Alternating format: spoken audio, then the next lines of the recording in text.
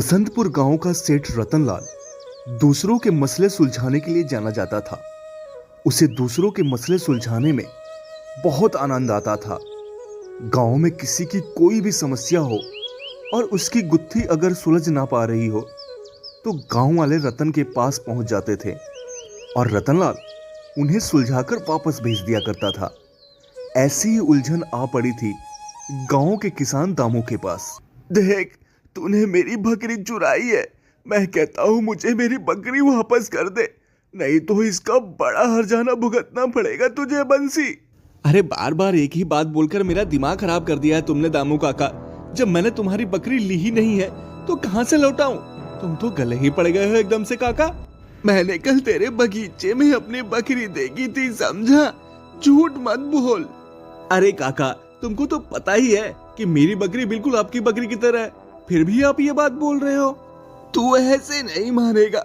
चल चल रतन सेठ के पास, अब वही इस उलझन को सुलझाएंगे। हाँ हाँ चलो, देखता हूँ मेरी बकरी मुझसे कौन छीनता है। बकरी की यह समस्या बहुत ही गंभीर थी, और हो भी क्यों ना, क्योंकि बंसी और दामू काका की बकरी दिखने में बिल्कुल एक जैसी थी। आखिर किसकी बकरी किसके पास थी और क्या रतनलाल इस मसले को सुलझा पाएगा? चलिए कहानी आगे देखते हैं। दोनों रतनलाल सेठ के पास आते हैं। हाँ भाई, क्या समस्या है तुम लोगों की? रतन सेठ, देखो ना, इसने मेरी बकरी ले ली है और कहता है कि ये बकरी उसकी है। नहीं नहीं नहीं रतन सेठ, ये बकरी मेरी है। मुझे लगता है दामू काका ने अपनी बकरी बेच दी और मुझ पर इल्जाम लगाए जा रहे हैं। अगर तुम दोनों एक दूसरे पे ऐसे ही इल्जाम लगाए जाओगे तो मेरा क्या काम है भाई यहाँ? जाओ बाहर जाकर इस मसले को सुलझा लो। नहीं नहीं रतन सेठ, अब तो आप ही इसका फैसला कीजिए। तो तुम दोनों की बकरी दिखने में बिल्कुल एक जैसी थी, इसलिए ये पता लगाना मुश्किल है कि बंसी के पास जो बकरी है वो किसकी है।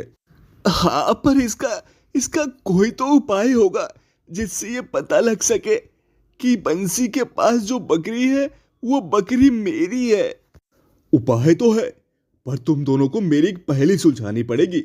जिसने मेरी ये पहेली सुलझाई उसको एक बकरी और इनाम में दूंगा, और बंसी के पास जो बकरी है वो भी अपने मालिक के पास रहेगी। सोच लो। रतनलाल जब भी किसी की समस्या सुलझाता उससे पहले उनको एक पहेली सुलझाने को बोलता, और जो पहेली सुलझा देता उसे इनाम देकर और उनकी समस्या सुलझाकर उन्हें घर वापस भेज दिया करता था। बंसी और दामू काका भी राजी हो गए। ठीक है, अगर तुम दोनों तैयार हो तो मेरी इस पहेली का उत्तर दे देना। संसार में ऐसी क्या चीज है जो जाने के बाद वापस नहीं आती?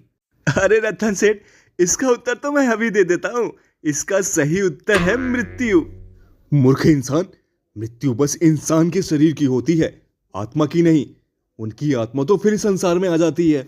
अब दोनों के दोनों सोच में पड़ गए थे कि इसका सही उत्तर क्या हो सकता है।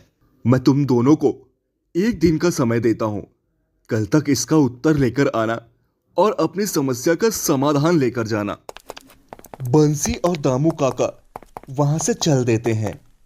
दामू जब घर आता है तो उसकी बेटी देखती है कि उसके पिता बहुत चिंतित है। क्या हुआ पिताजी? आप इतना चिंतित क्यों दिखाई दे रहे हैं? कुछ किसी ने कहा है क्या? बेटी, मैं गया था रतन सेठ के पास अपनी बकरी का मसला सुलझाने के लिए, पर रतन सेठ ने मुझे एक पहेली में उलझा दिया है। कहा है अगर इस पहेली का सही उत्तर लेकर जाऊंगा तो वो मुझे बकरी एक इनाम में देंगे। पिताजी, वो पहेली क्या है? आप मुझे बताइए। बेटी के कहने पर दामू ने वो पहेली बेटी को बता दिया। आप चिंता मत कीजिए पिताजी, इसका उत्तर मैं आपको बता देती हूँ। इसका सही उत्तर है समय। समय ही एक ऐसी चीज है जो बीत जाने के बाद वापस नहीं आती। जाकर कल सेठ को आप ये उत्तर बता देना, आपको आपका इनाम मिल जाएगा। ठीक है बेटी, तू तो बहुत होशियार हो गई है। मैं कल ही जाकर सेठ से फिर मिलूंगा।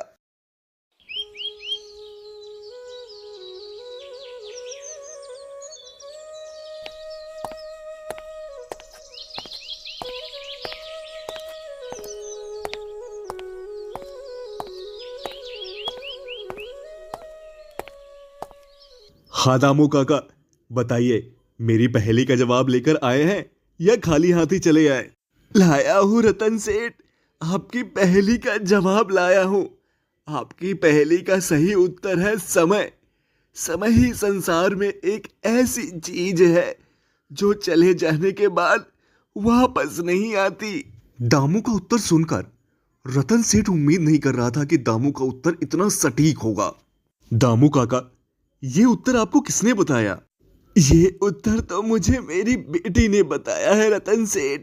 भाई, आपकी बेटी तो बहुत होशियार है। मुझे आपकी बेटी से मिलना है। चाहिए आप अपनी बेटी को लेकर आइए। और रही बात उस बकरी की कि वो बकरी किसकी है, तो जाहिर सी बात है, एक जैसी बकरी बंसी ने रखा तो होगा नहीं। मैंने अपने आदमी से भिजवाकर कसाई के पास पता किया। बंसी ने आपकी बकरी कसाई के हाथों बेच दी है। इसका हिसाब उसे देना होगा। उसकी बकरी मैं आपके घर भिजवा दूंगा। आप जाइए और अपनी बेटी को लेकर आइए। दामू वहां से तुरंत निकल जाता है और कुछ देर बाद अपनी बेटी के साथ वापस आता है। सेठ दामू की बेटी को ऊपर से नीचे तक देखता है। वो किसी हूर की परी से कम नहीं लग रही थी। दामू काका, भाई आपकी बेटी मुझे बहुत पसंद है। मैं अपने बेटी की शादी आपकी बेटी से कराना चाहता हूं, अगर आप लोगों को मंजूर हो तो। ये तो हमारा सौभाग्य है कि मुझे आपके घर बहू के रूप में स्वीकार किया जा रहा है। हाँ, पर मेरी एक शर्त है। तुम कभी मेरे काम में दखल अंदाजी नहीं करोगी और मैं कहीं फंसूंगा तो मेरी सहायता करोगी। ठीक है, मुझे मंजूर है आपकी शर्त। ठीक है, फिर अगले साल ही मेरा बेटा विदेश से आ जाएगा तो मैं तुम्हारी शादी अपने बेटे से करा दूंगा।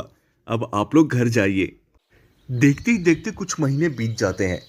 अभी रतन सेठ गांव के दो लड़कों से एक सवाल पूछता है। कमर बांध कर घर में रहता, सुबह सुबह जरूरत है पड़ती उसकी, कल तक इसका उत्तर लेकर आओ और इनाम लेकर जाओ।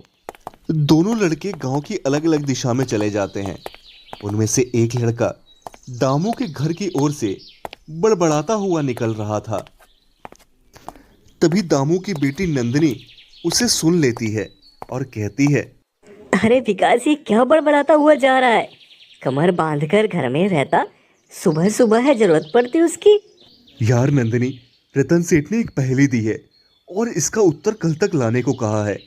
कमर बांधकर घर में रहता, सुबह शाम काम है आता।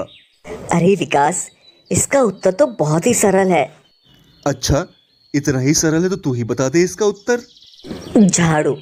इसका सही उत्तर है झाड़ू। हमेशा घर में रहती है, उसके ऊपर एक रस्सी बंधी होती है और लोग सुबह शाम उसका इस्तेमाल करते हैं। अरे हाँ, ये बात मेरे दिमाग में क्यों नहीं आई? तूने मेरा काम आसान कर दिया नंदिनी। मैं जाकर रतन सेठ को बताता हूँ जवाब। विकास वहीं से तुरंत वापस सेठ के पास लौट जाता है। विकास सेठ को आकर सही उत्तर बताता है। तुम्हें इसका उत्तर किसने बताया? सेठ, इस गांव में नंदिनी नाम की एक लड़की है। वो बहुत ही होशियार है। उसी ने इसका उत्तर मुझे बताया। जब मैंने उसे बताया कि रतन सेठ ने ये सवाल मुझसे पूछा है तो उसने तुरंत इसका उत्तर मुझे बता दिया। ये बात सुनकर रतन समझ गया कि हो ना हो ये दामू की लड़की की ही बात कर रहा है। उसने तुरंत दामू की बेटी को बुलवाया।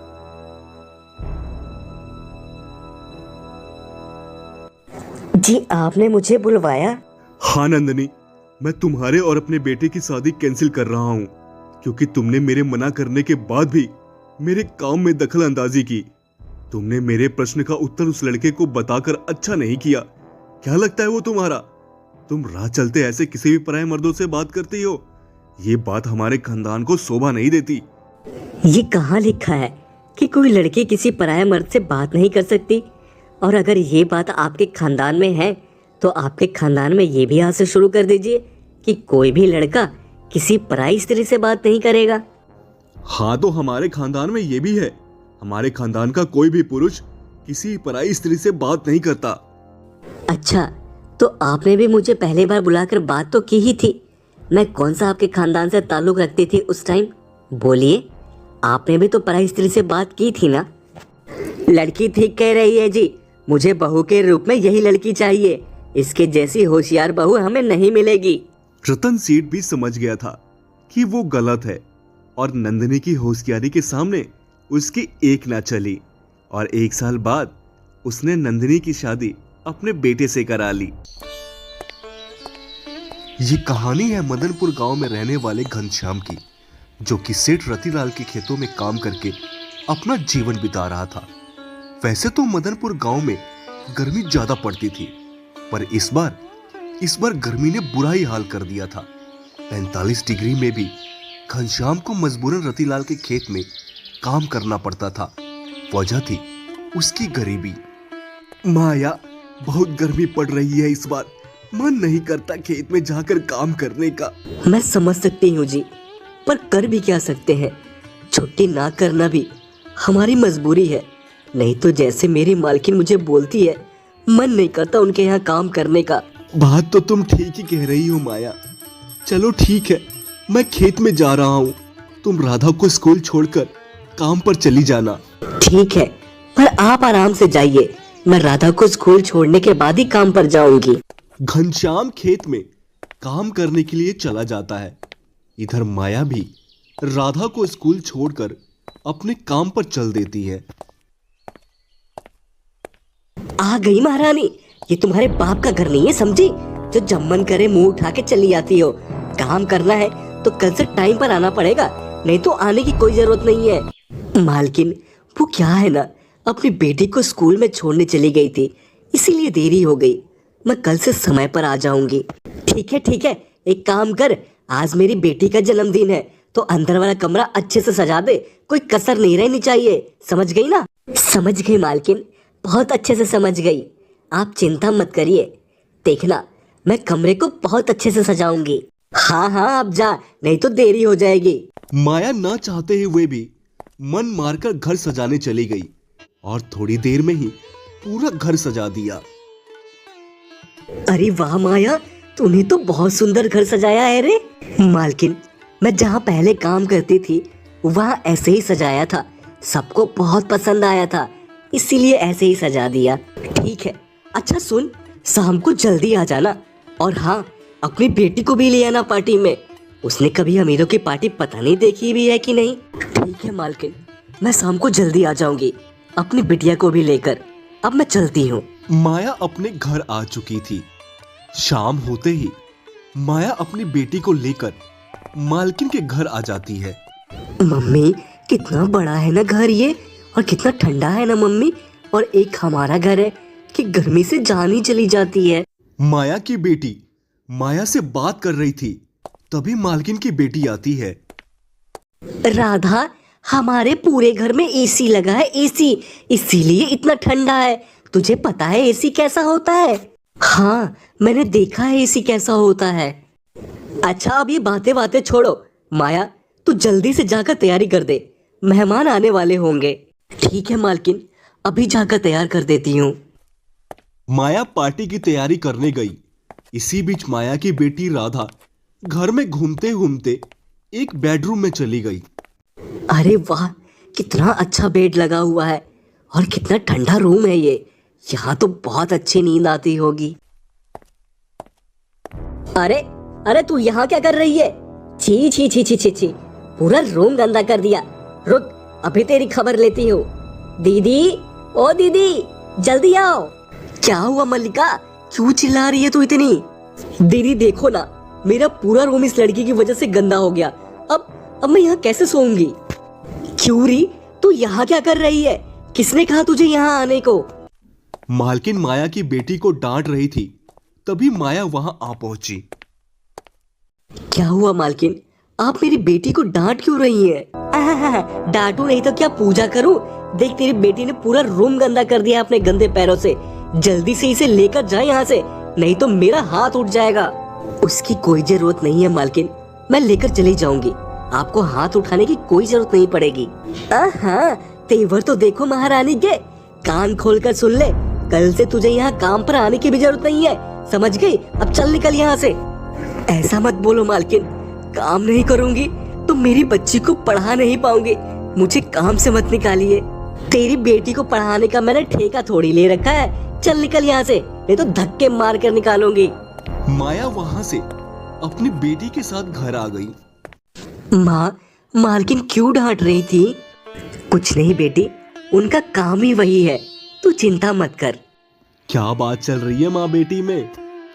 अरे, आप आ गए? भाई मैं तो बहुत पहले का आ गया हूँ। तुम लोग नहीं थे तो बाहर चला गया था घूमने के लिए। अच्छा सुनिए ना, घर में खाने को कुछ भी नहीं है। हम तो पानी पीकर भी सो सकते हैं, पर राधा कैसे बिना खाए सोएगी?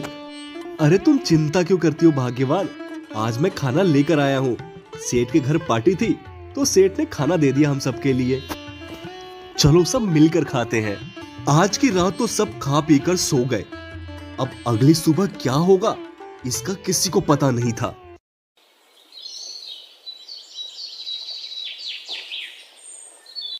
सुनिए, मुझे मालकिन ने काम से निकाल दिया है और मैं नहीं चाहती कि घर का सारा बोझ आप पर पड़े, इसलिए मैं आज जाकर कोई काम ढूंढूंगी।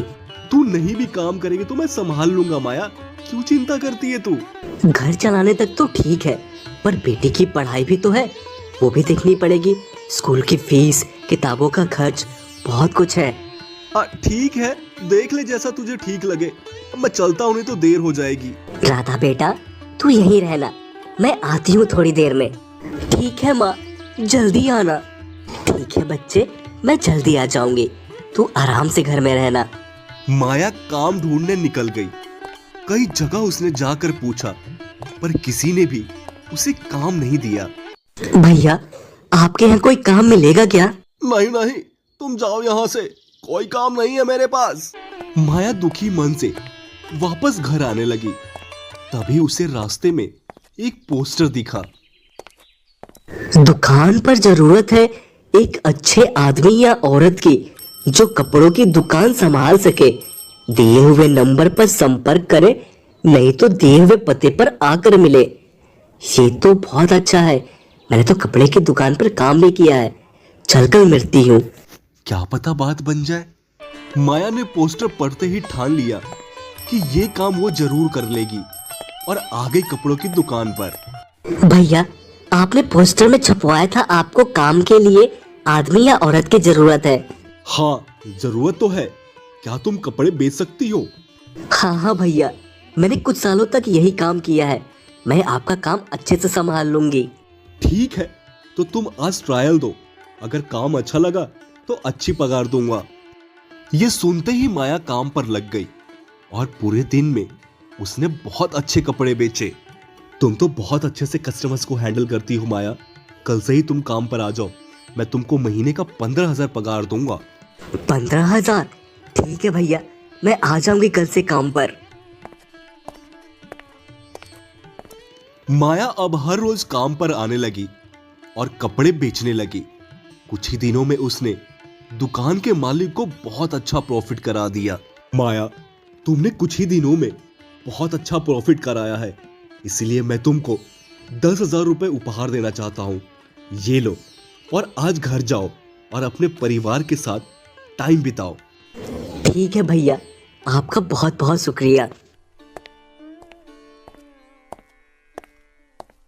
माया जब रास्ते में आ रही थी तो उसने एक दुकान पर एसी देखा। भैया, ये एसी चलता है क्या?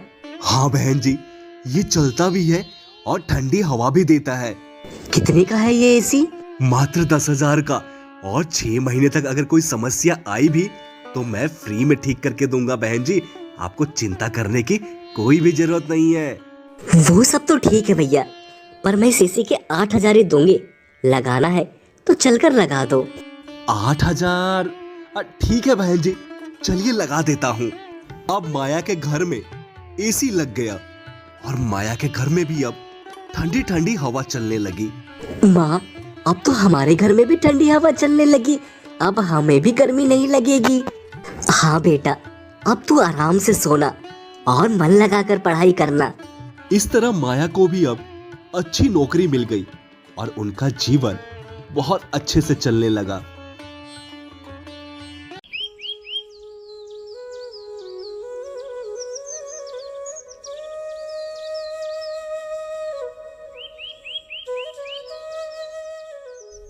मदन, जो कि धनपुर गांव का निवासी था।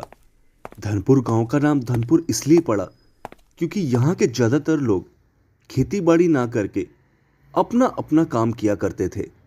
किसी के पास कपड़ों की दुकान थी तो किसी के पास परचून की। ऐसे ही मदन की सब्जियों की दुकान थी। वैसे तो मदन इकलौता ही ऐसा सब्जी वाला था जिसकी सब्जियां सबसे ज्यादा बिकती थी, पर फिर भी गांव में सबसे गरीब मदन ही था। इस बात को लेकर मदन की पत्नी उससे बहुत भला बुरा कहती थी।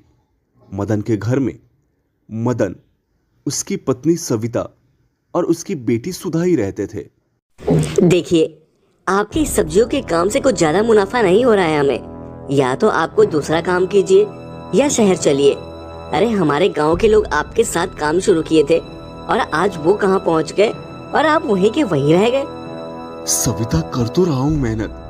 गांव का हर कोई सब्जियां मुझसे ही खरीदता है और हम ठीक ठाक ही जीवन व्यतीत कर रहे हैं, तो फिर समस्या क्या है तुमको? समस्या ये है कि गांव में हर कोई हमसे आगे बढ़ गया है। सबके पास पैसा है, अच्छा खासा घर है और अब सुरेश भैया तो अब गाड़ी लेने जा रहे हैं, गाड़ी। और आपके पास क्या है? ये टूटी फूटी झोपड़ी। अच्छा ठीक है, तो तू ही बता दे मैं क्या करूं फिर। देखिए, ये ताजी और महंगी सब्जियां लेकर कम मुनाफे के साथ बेचेंगे तो क्या ही भला होगा हमारा। मैं तो कहती हूँ बाजार से थोक में बासी सब्जियां लेकर आइए। और एक केमिकल आता है जिसे सब्जियों पर छिड़कने से सब्जियां ताजा लगती हैं, तो वो केमिकल ले आइए। पर ध्यान रहे, केमिकल यहाँ से नहीं, शहर से लाना पड़ेगा। केमिकल को सब्जियों पर छिड़क देंगे तो सब्जियां ताजा लगेंगी और अच्छा खासा मुनाफा होगा।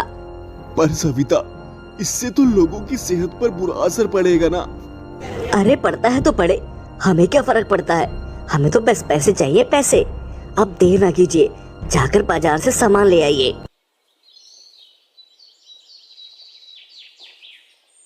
अगले दिन मदन ने वैसा ही किया जैसा उसकी पत्नी सविता ने बताया था। मदन भैया, कैसे दे रहे हो सब्जियां? भैया, सब्जियां तो रोज के दाम पर ही है, क्या लेना है बताइए। हाँ, पर सब्जियों का रंग कुछ अलग ही लग रहा है मदन भाई। अरे नहीं भैया, कैसी बात कर रहे हो? बिल्कुल ताजी सब्जियां लेकर आया हूँ बाजार से, अभी आज ही। ठीक है, ये 1 कैरेट दे दीजिए मुझे। अब मदन की सब्जियां बिकनी शुरू हो गई थी। धीरे धीरे लोगों की भीड़ मदन की दुकान पर बढ़ने लगी और देखते ही देखते मदन की सारी सब्जियां बिक गई। मदन घर आने लगता है।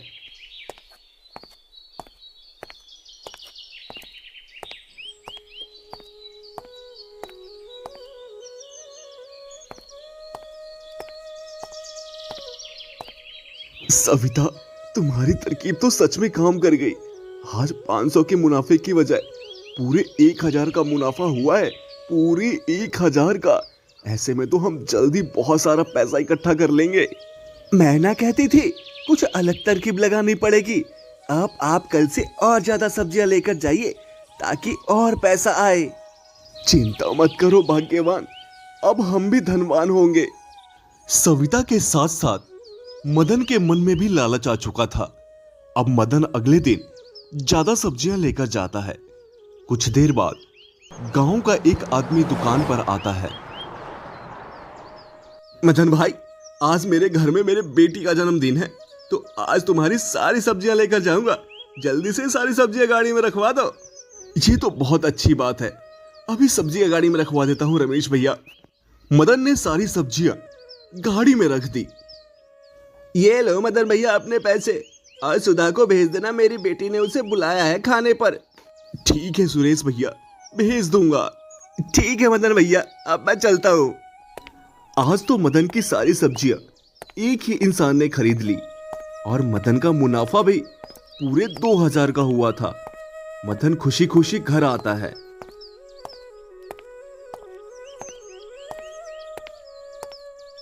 सविता देखो, आज पूरे 2000 का मुनाफा हुआ है। देखा ऐसे मैंने आपके मुनाफे को डबल करवा दिया है। अब तो आप मानते हैं ना कि मैं क्या चीज हूँ। अब ऐसे ही आप काम कीजिए, समझे? हाँ समझ गया। वैसे आज सुरेश की बेटी का जन्मदिन है, उसकी बेटी ने अपनी बेटी सुधा को घर बुलाया खाने पर, उसे भेज देना। ठीक है, भेज दूंगी, आप जाकर आराम कीजिए। मदन की बेटी सुरेश के घर आ जाती है और केक काटकर दोनों बातें करने लगते हैं। ठीक है राधा, अब मैं चलती हूँ, कल आऊंगी तेरे घर। अरे तू तो बिना खाए जा रही है, ऐसे कैसे जाएगी? तुझे खाना खाकर ही जाना पड़ेगा। ठीक है राधा, मैं जाकर नीचे खाकर निकल जाऊंगी, तू आराम कर। सुधा खाना खाकर निकल जाती है, पर रास्ते में उसके पेट में दर्द होने की वजह से वो बेहोश होकर गिर जाती है। मदन जब बाजार जा रहा था तो उसने सुधा को रास्ते में बेहोश देखा और वो उसे सीधा अस्पताल लेकर आ गया। डॉक्टर साहब, क्या हुआ है मेरी बेटी को? अचानक से बेहोश कैसे हो गई? आपकी बेटी को फूड पॉइजनिंग हो गया है, कुछ ऐसा खा लिया है जिसमें केमिकल जैसा कुछ मिक्स हो। जरूर इस सुरेश के बच्चे ने ही मेरी बेटी को कुछ खिलाया है, अभी जाकर इसकी खबर लेता हूँ। सविता, तुम ख्याल रखो सुधा का, मैं सुरेश से मिलकर आता हूँ।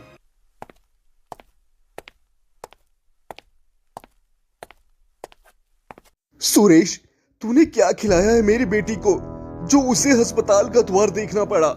अरे कैसी बात करते हो मदन भाई, उसने तो अभी कुछ खाया ही नहीं था सिवाय खाने के, बस पूरी और सब्जी खाई थी उसने। अच्छा, तो जरूर उसमें कुछ तुमने मिलाया हुआ था जिससे मेरी बेटी बीमार पड़ गई। अरे कौन सा जन्म का बदला ले रहे हो सुरेश भैया तुम मुझसे? अरे कैसी बात कर रहे हो मदन भाई, आटे में भला कोई क्या मिला सकता है? और सब्जियां तो मैं तुम्हारी दुकान से लेकर आया था। सुरेश के इतना बोलते ही मदन को याद आया कि जो सब्जियां उसकी बेटी ने खाया है वो केमिकल वाली थी। मदन को बहुत अफसोस हुआ। सुरेश भाई, आप वो सब्जियां और किसी को मत खिलाना, सब फेंक दो, उस सब्जी में केमिकल मिला हुआ है। उल्टा चोर कोतवाल को डांटे। अच्छा, तो ये सारा किया धरा तुम्हारा ही है और इल्जाम दूसरों पे लगा रहे हो। जैसी करनी वैसी भरनी, जाओ जाओ यहाँ से। मदन और सविता की अकल ठिकाने आ गई थी और अब मदन फिर से ताजी सब्जियों का व्यापार करने लगा। मदन की बेटी भी ठीक हो चुकी थी।